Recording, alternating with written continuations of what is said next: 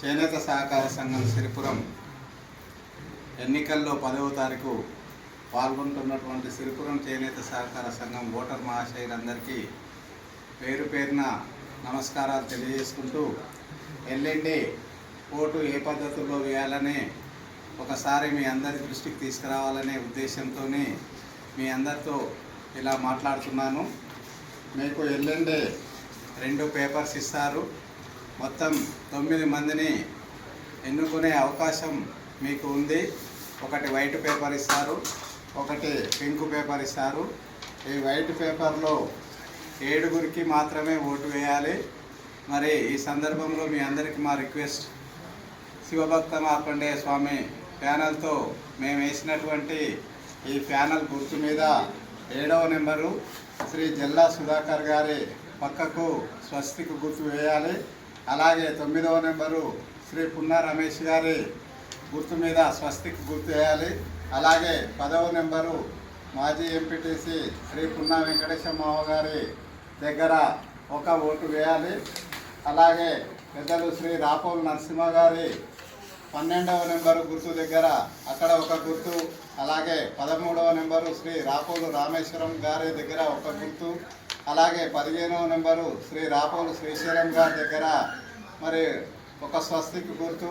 అలాగే పెద్దలు శ్రీ సాయని శేఖర్ గారి 17వ నెంబర్ దగ్గర ఆ బాక్సులో ఒక స్వస్తికి గుర్తు. అలాగే పింక్ కలర్లో 2 3వ నెంబరు గంజి శారదాంబ గారి పక్కకు మీరు ఒక ఓటు. అలాగే 4వ నెంబరు శ్రీ పున్నా పుష్పలత గారి దగ్గర మీ అమూల్యమైన ఓటు వేయాలి. ఎందుకంటే దీంట్లో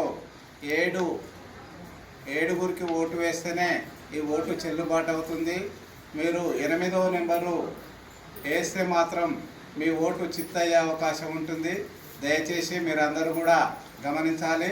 అలాగే ఇందులో 4 నెంబర్లు ఉంటే రెండింటి మీదనే ఓటేయాలి. ఇలా 9 మందికి ఓటేయాలి. ఇందులో 7గురికి, ఇందులో 2కి ఆ రకంగా ఓటు వేస్తేనే ఓటు చెల్లుబాటు అయ్యే అవకాశం ఉంటుంది. అలాగే అలా సందర్భంలో మరి ఓటు వేసిన తర్వాత కూడా ఇంకు ఉంటుంది కాబట్టి పక్కకు అంటుకుంటే కూడా ఓటు చిత్తయ్యే అవకాశం ఉంటుంది.